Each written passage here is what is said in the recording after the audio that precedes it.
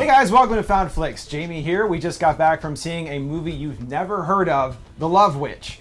It was actually, the only reason I even know about it is because I was looking at a list of all these upcoming horror movies and checking out trailers for them, and most of them look pretty lame. And then I saw the trailer for this movie. It's got a very kind of retro aesthetic to it and seemed really interesting. So I would say from the trailer, I didn't necessarily get a total idea of what the movie itself would have to offer. To get a little deeper into the aesthetics of this movie, it's kind of definitely going for that retro vibe, and the overall, even just the sets and the costumes and the lens selection. I mean, everything about this movie really adds so much to the atmosphere. It is a huge part of making it a successful movie, in my opinion. But it's actually crazy too. I was reading about this before. The lady who also wrote and directed the movie did all the costumes and the sets and edited it as well and produced it. So she's very hands-on. It's interesting to see that too, because it was such a particular look to everything.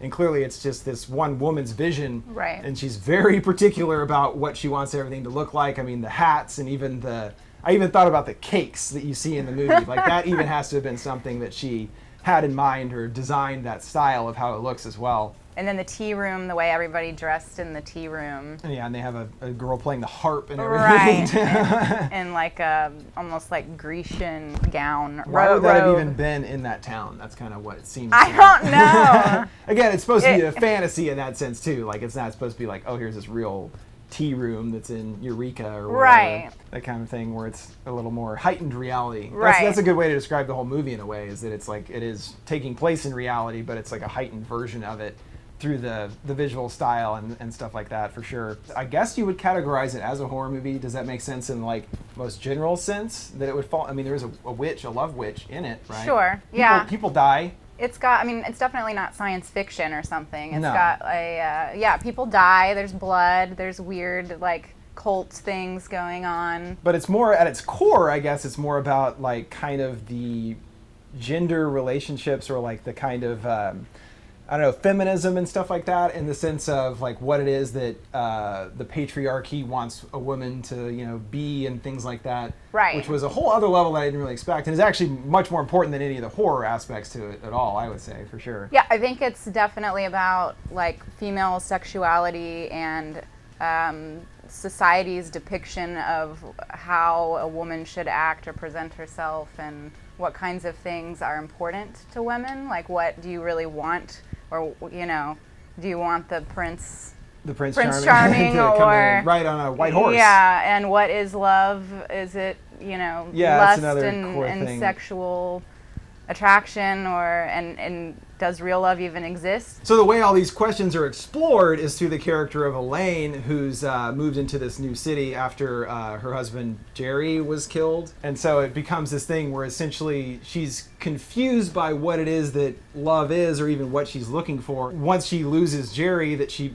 finds herself involved in like essentially like a Wiccan group, I guess. Is that what it was? They do actually specifically refer to it as Wicca at one point, but they also call them this group the witches. Right. And there's something said about the way because she used to be a dancer in San Francisco, and then somehow through the burlesque place that she danced at, she fell in league with the witches, because all witches do burlesque dancing. Yeah, that actually sounds kind of bizarre to consider, like the classic look of a witch doing a burlesque dance with like the warts on the nose and the hat. So. She takes off her pointy witch hat and throws it into the audience. What's underneath my cloak? You don't want to know. It's horrifying in there.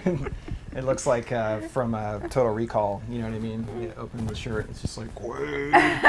Open your mind. The sort of format of the story is her finding a new love and going through the process of what that means to her, as far as like what she thinks she wants from a man. Right. You know what I mean? And obviously she's very attractive, and so that all ties to the sort of sexual nature of what love is, and sort of confusing lust for love, I guess, is a big part of it. She's very blinded by that. And even another interesting aspect is that whenever she is able to essentially cast this spell on them, even though it's not a spell in the supernatural sense, I guess, it's more just her feminine wiles plus some, magic weed to get along. Some hallucinogenic whatever. Hallucinogenic herbs, I guess, is what they said. Yeah. Yes. That it sort of puts these guys into a trance, and then they already are able to be much more open with her, and they essentially the different suitors express their deepest feelings of emotions, and that sort of turns her off almost instantly. Right. Well, that goes back to the gender stereotypes, right? Because it's almost like she's perpetuating the stereotype of being, I think at one time the cop even calls her, stop trying to be the perfect Stepford wife or whatever. Yeah. And then if a guy shows emotion, all of a sudden she starts losing interest because that doesn't fit the strong male. Well, and that's why it's her fantasy as well. So the fantasy Right. goes both ways, and even we know from, I guess, sort of a little incidental evidence that we're given is that she also isn't in reality that fantasy herself, and like her husband Jerry was like complaining about her gaining weight and Right. leaving Not- hot dogs under the bed. not brushing her hair. Yeah, just not taking care of herself Clearly in the she house was and like stuff just like that. lying on the bed, stuffing her face with hot hot dogs dogs all and day she long. dropped a couple and rolled under the bed. Or maybe and- she saved it for later. I mean, that's Yeah. pretty reasonable. I don't think that's out of the question. But it's, yeah, so it's even that fantasy that she's created in a way, again, what I was considering the way that it's presented in the movie, again, nothing is necessarily supernatural at any point, is that even Right. this idea of her being a witch in modern times is kind of like a joke in a way. Right. Like it's her fantasy to another extent, and also that the other people that are in that group fall into that same category. Like they Right. do live in the modern world, but they're choosing this fantasy world and this whole specific universe that they've created for themselves of witchcraft and this power of the goddess and things like that. And even the actual, I guess, more or less cult that she fell into through her friend, that essentially there's nothing satanic about it, I guess, or whatever. It's just more like some creepy guy is trying to nail young lasses and make them, feel like what they have. I know, it's fine. He has his own feelings about the movie. There you go. In most covens, giving you a Wiccan lesson now, there is a head priestess and a head priest, which were our guy and our girl. I know Barbara was the friend. But you could tell they were like the head of it because he had the horns on. That stag is the god is represented by a stag and all this stuff. But the difference is that like you were just saying, even her initiation to this coven or group Yeah, or whatever essentially. you want to call it involved her basically submitting herself sexually to. Right, so the even though gods, it's so- supposed to be about setting the female free, that it's, again, Right. ultimately submitting to Right. the man anyway. Right. So. It reminded me of Mad Men a lot just because of the 60s. That's another show that does a good job. Not obviously as dramatic as this in the aesthetic, but similar like themes, about women dealing with their husbands That's and true. marriage and what is a woman's role. And In the new modern society Right, and stuff right. like that. Whereas she continues to believe, sort of almost despite herself, that she's supposed to be still under the man's thumb in a lot of ways, but giving the man everything he wants and being that fantasy, you know what I mean? Well, I think that is, I guess, kind of what she wants, but then that's like the struggle, right? Because if you're essentially under the man's thumb, then you have no control. And so her only way of gaining control is through this.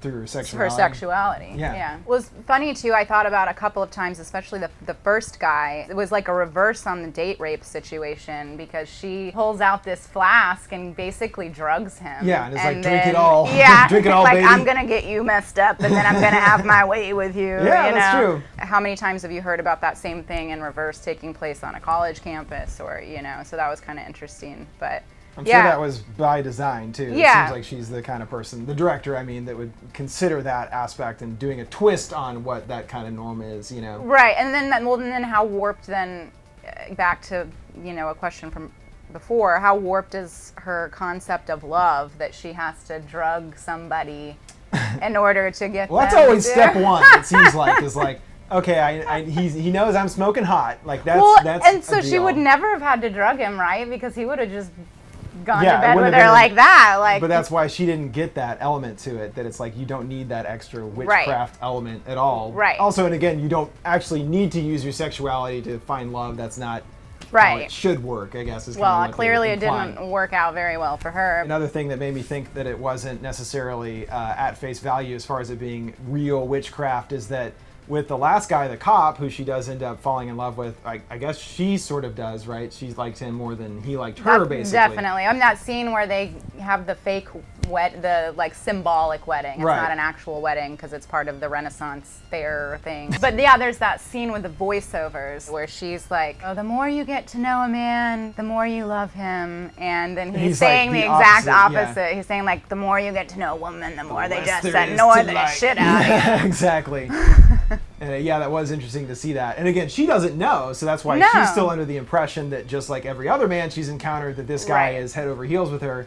But she hadn't given him the potion at that point, or like had that hallucinogenic experience. I don't think so. Yeah, I think at least we didn't see it happen. Right. And so when she tries to give him the potion and he rejects it this time, she can't even comprehend that concept. Right. Of like how could that's all her power is from her sexuality. Right. So how could someone not, allow her powers to have that control over He them? essentially renders her powerless in her own fantasy world. Yeah. And then she can't even literally see his face turns into a skull, and it's like he's holding up a cross or something, and she's like, I'm melting. Well, it's crushing her fantasy, because that's what the whole thing, it's all tied to that power through her sexuality. He's basically destroyed it, and her response to that is to kill him. Yeah, kill him Take his heart. Which we didn't actually see. I kind of wanted to see that. Yeah, they should have gone because of the painting. You figured, I was like, can we get some like gore with her reaching into his chest and pulling out his heart, and then just like cradling it or something? I don't even know what she would do with it after that. She says at one point that being a witch is not about having magical powers, it's about using your power to get what you want. Right. So I kind of took that as like, oh, okay, well, he just totally destroyed the fantasy, my sexual witch power, whatever, my love witch power is no longer working, but my will still wants you, so the next step is if you won't give it to me, then I'm going to physically take it by ripping your chest open and taking your heart. That makes a lot of sense. Even though she's doing these terrible things, drugging men and, killing them and all this stuff, I think we were supposed to feel a level of sympathy or empathy for her because she's fighting against this patriarchal system that has essentially obscured her view of what she's supposed to be as a woman or what she's supposed to want as a woman. And she doesn't even really have an identity, right?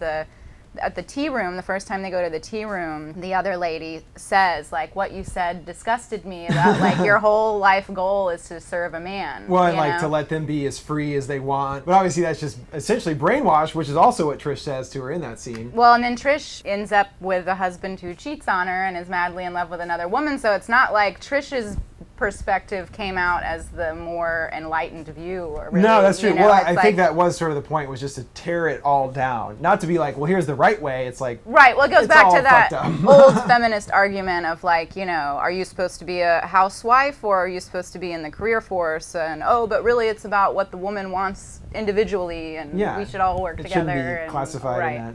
But they were kind of literally the two different viewpoints sitting at a table literally at odds with one another. I mean, she definitely had like sociopathic, I guess, like tendencies, like her interactions with people were just to get what she wanted. They weren't. She had no real relationships, I think. Like she had the friend she danced with that was the priestess in the coven. Yeah, right. But we never saw her talk to her parents or a family member, or like, she never went out other than with Trish.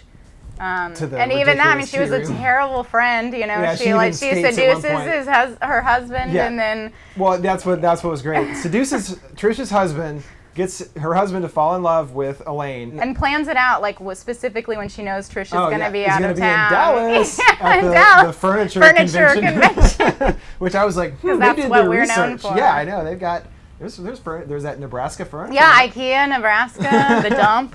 We got them all in Texas. The perspectives kind of shifted where Trish had kind of rebuked everything that Elaine represented, and now that she's lost what she loved, she's like, but if Elaine is able to get that, can I become that as well? And I think that has a lot to do with like, social media and the media in general's depiction of women. Like, you should be this sexy thing in order to get men to want you or whatever. Right. Well, that's why, by not doing that, by not being this that's thing, why her husband. Yeah, exactly. Right. If you think the female sexuality, possible feminism, however you want to define that, issues sounds deterring, don't. I mean, the lead actress is Samantha Robinson, is really hot, Yeah, gorgeous, she did a great and job. she's and it's naked hot. a lot. Even though her hair covers her boobs most of the time, you get the idea. You know what's going on. Yeah, but I mean, the way they present it, it has its own sense of humor about these issues, and so Yeah. it's not like it's shoving it down your throat. Well, it's in not a, like she had an agenda about her feelings, the director, Right. about feminism. It's more about showing all these different aspects to it. Right, And again, angles sort of of it. tearing it down in a lot of ways. It's done in a very interesting and entertaining way.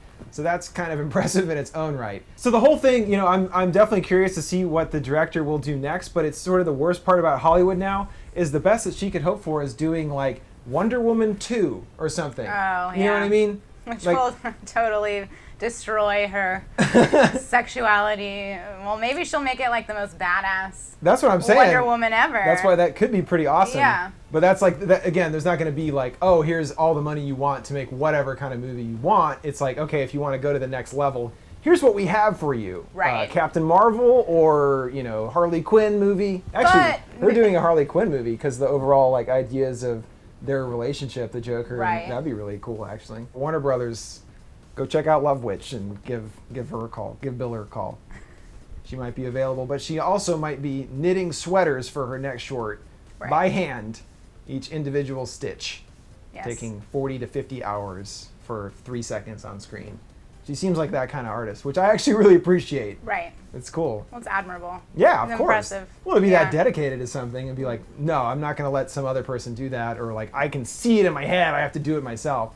There's a lot to it. And again, you have to really trust your own like artistic instinct to be able to, it's a lot of artistic Right. balls. Is anybody going to actually even get this? 'Cause Yeah. it's so specific, But it worked. I mean, Yeah. I got it. Yeah. I liked it. Yeah, It was really good. I thought it was great. I Yeah. really enjoyed it. But again, so if it's playing anytime near you, make sure to check it out. I guess it comes out on video in April of next year, so that's kind of a long ass time away. Yeah, it is. And if you try looking for it on torrents, you will be, well, maybe disappointed because the only result that I found was for a porno from the 70s also called The Love Witch. Possibly the inspiration for this. Yeah, it probably I'm not was. I mean, I did do a lot of research on that film as well, just to see if it tied into it. Research. And I probably need to give it a couple more watches before I can really like get the details, the whole layers of what the porn was going for. I didn't watch it. I didn't actually watch it.